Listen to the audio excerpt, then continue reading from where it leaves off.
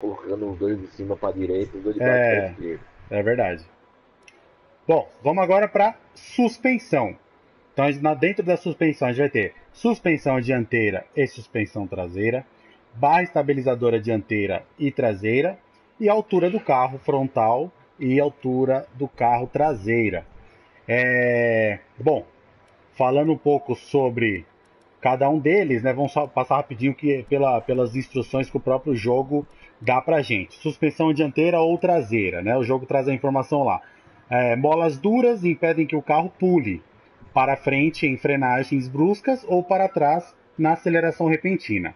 Embora isso melhore a estabilidade aerodinâmica, um carro de molas duras pode desgastar os pneus e ficar instável com os solavancos na pista. Eu acho que é legal que o Fórmula 2018 ele trouxe essa questão bem. é, Usa-se muitas pistas com a suspensão dianteira bem baixa, né? A dianteira, a traseira bem baixa, e tem algumas que às vezes você pega uma só dos itens e coloca alta, então vai dar pra gente conversar bastante sobre esses itens. Molas macias absorvem solavancos com mais eficiência, mas acelerações ou frenagens bruscas podem fazer o carro balançar de forma agressiva, afetando negativamente a estabilidade aerodinâmica. Pô, legal. Falando um pouco é, de mecânica voltada para carros de automobilismo mesmo, né? Um padrãozão que se tem é a barra estabilizadora dianteira, via de regra, ela vai acompanhar um pouco a suspensão dianteira. Então, uma suspensão um pouco mais dura, uma barra um pouquinho mais dura. Uma suspensão um pouco mais mole, uma barra estabilizadora um pouco mais mole. E isso falando de mecânica física, tá, pessoal? Como o Fórmula 1 da Codemaster, ele não é um simulador completo, ele é um simulador misturado com arcade, então a gente nem sempre essa questão mecânica física vai influenciar de forma exata no jogo. Tanto é que você vê muito, por exemplo, as suspensões bem baixas, em vários setups aí que o pessoal utiliza, e muitas vezes setups aí que estão disputando lá no TT os melhores do mundo, você vê suspensões baixas e barras estabilizadoras bem altas. Então, na mecânica, isso teoricamente não é muito utilizado, mas aqui no jogo acaba tendo uma certa eficiência ou não. Mas enfim. Então, mecanicamente, existe essa relação, mas vamos lá, vou pedir pro Borjão passar para nós aí tudo que ele já aprendeu sobre suspensão direcionada exatamente para o Beleza. jogo. Vai lá, Borjão. Vamos lá. O que que a suspensão dianteira e a traseira influencia para você, piloto? Quanto mais dura ela for, o que que você vai ter? Você vai ter uma melhor estabilidade aerodinâmica, ou seja, o teu carro não vai ter uma tendência de querer ficar instável, principalmente em entradas de curva. Balançando, Porém, né, Borjão? Balançando, isso, chacoalhando, né? exatamente.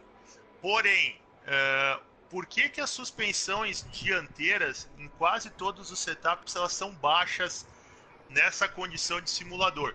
Pensa o seguinte, pensa você que é mais antigo, que nem eu, assim, que já está na casa dos 30 para cima, quando Uhum. você tinha direção hidráulica e quando você tem a direção que não era hidráulica. Imagina o que que isso quer dizer na suspensão, é quase a mesma coisa. Se você tem uma suspensão mole, é como se você fosse fazer a curva com um carro hidráulico, ou seja, você faz menos esforço para fazer a curva. Muitas vezes o que que é isso? Você pode usar uma asa dianteira um pouco mais alta, um pouco mais baixa, que vai te dar menos virabilidade. Mas se você deixar a suspensão dianteira mais mole, você ganha a virabilidade que se perdeu com uma asa dianteira mais baixa. Então, é a mesma coisa que você fazer uma curva de direção hidráulica. Agora imagina você aumentando a suspensão dianteira, botando lá perto do 8, 9. É a mesma coisa que você fizer a curva com um carro sem direção hidráulica. Você tem que fazer um esforço maior para fazer curva. Como você não consegue ter o um esforço maior? Porque aqui é um arcade, é um jogo, não é uma vida real. Você acaba tendo que o quê? Reduzindo muito a velocidade para poder fazer a curva. E isso você acaba perdendo tempo. Por isso que a suspensão dianteira e traseira, elas são baixas. A traseira é a mesma coisa. A traseira, imagina tu ter uma traseira mais dura. Quando você der acelerador, a tendência do carro é que o carro jogue toda a traseira para cima da frente. E você vai perder o carro. Se você deixar ela mais mole, ela o quê? Quando tu dá o acelerador, é como ela se autoajustasse para aquela potência que você vai transmitir para a roda. Então, quanto mais baixo for, melhor é. Porém, tem um limite. Se você deixar ela muito mole, o que vai acontecer? Imagina você entrando na curva um pouco mais rápido que você não deveria entrar e você virar o volante ou puxar todo o controle para um lado, o carro vai querer sair de frente. É como se você apoiasse na zebra e a traseira quisesse jogar o carro para frente da dianteira. Ou você vai fazer o contrário, você vai passar do ponto e você vai perceber que teu carro, tu virou as rodas e teu carro continua indo reto. O que é isso? A gente chama de sobreviragem. Por quê? A tua dianteira está muito mole naquele ponto e quando você perdeu o ponto de freada e passou um pouquinho da tangente, teu carro quis sair de frente. Quem joga sem assistência é mais ou menos quando você pisa, sem ABS, desculpa, mas quando você pisa no freio demais e teu carro trava as rodas, teu carro vai um pouco de frente. É o mesmo sintoma. Então é isso que você tem que cuidar. Por isso que a suspensão hoje, nesse simulador do 2018, ela é mais mole. Se você pegar o 2017, a suspensão não era tão mole. Porém, lá se tinha muitos erros de conceitos de mecânica, que é aquilo que o Leon explicou, que no 2018 eles acabaram corrigindo algumas coisas, algumas ainda não. Porém, a suspensão, ela tem esse efeito no carro. Quanto mais mole, ela te ajuda a virar o carro. Quanto mais dura, ela te dá uma estabilidade um pouquinho maior. Porém, você perde virabilidade no carro. Então, normalmente, você tem que tirar um pouco mais o pé numa entrada de curva para poder ter uma saída de curva boa. Muito bom. Bom, falamos sobre a suspensão. Vamos falar então um pouco sobre as barras estabilizadoras, Borjão? Vamos lá, barra estabilizadora. O que é isso? Isso aí é o seguinte, é o quanto você quer ter estabilidade quando você quiser fazer a curva. Vamos pensar o circuito da Austrália, aquele S de alta. Imagina você fazer uma suspensão mole e com uma barra estabilizadora mole. Quando você apoiar o carro, você não vai ter sustentação nenhuma no carro. Você vai querer o quê? Você vai perder a traseira muito fácil. Então, normalmente a barra estabilizadora, nesse jogo, ela é um pouquinho maior que a suspensão. Mas isso vai depender de pista para pista. Por exemplo, uma pista que eu não tenho tantas curvas de raio longo, ou não tenho tantas curvas rápidas, eu tenho um circuito mais travado, por exemplo, Singapura, Mônaco, Hungria, eu posso deixar ele um pouco a barra estabilizadora praticamente igual à suspensão. Por quê? Porque eu tenho menor esforço nelas, eu não entro em tantas curvas muito rápido, então eu não sofro tanto usando uma barra estabilizadora mais baixa. Quando eu pego um circuito de curvas rápidas ou um circuito onde eu tenho curvas de raio longo, por exemplo, Bélgica, por exemplo, a própria Austrália nesse ponto da pista, a Itália, o curvão, a parabólica, eu tenho que ter uma estabilidade para fazer a curva. Eu não posso ter um carro muito mole ou uma barra estabilizadora muito mole nesses pontos, porque eu vou perder a traseira ou a minha dianteira vai passar reto. Eu vou virar o carro e a minha dianteira não vai querer fazer a curva. E eu acabo tendo que frear e perdendo velocidade de saída de curva. Nesse tipo de pista eu tenho que ter uma estabilidade maior. Eu preciso aumentar a minha barra estabilizadora. Isso vai me dar uma melhor entrada de curva. Porém, se eu aumentar demais, o que ele vai fazer? Ele vai gerar um esforço tão grande no meu pneu, ou tanto de dianteiro como traseiro, eu vou acabar desgastando o pneu. Então eu também tenho que achar um equilíbrio. Tanto quanto a cambagem e o toy são importantes para desgastar o pneu, a barra estabilizadora também é. Se eu aumentar demais, eu vou acabar tendo um esforço tão grande nas rodas que eu vou ter uma perda, um desgaste maior dos pneus. Porém, se eu deixar ela muito mole, eu vou deixar ela muito boa para fazer a curva. Porém, eu vou ter uma resposta, que nem diz ali, inicial, mais devagar. O que é isso? Eu vou perceber que o meu carro ele não vai ganhar em saída de curva. Por quê? Porque eu estou deixando ela muito mole. O meu carro está jogando, ele está balançando quando eu estou fazendo a curva. Então eu tenho que achar sempre um equilíbrio. O que é o ideal? É você andar e fazer um teste. Normalmente, pro meu jeito de pilotar, eu sou um cara que sou um pouquinho mais agressivo, até porque eu jogo com assistência. eu sempre deixo a dianteira mais dura que a traseira. Por quê?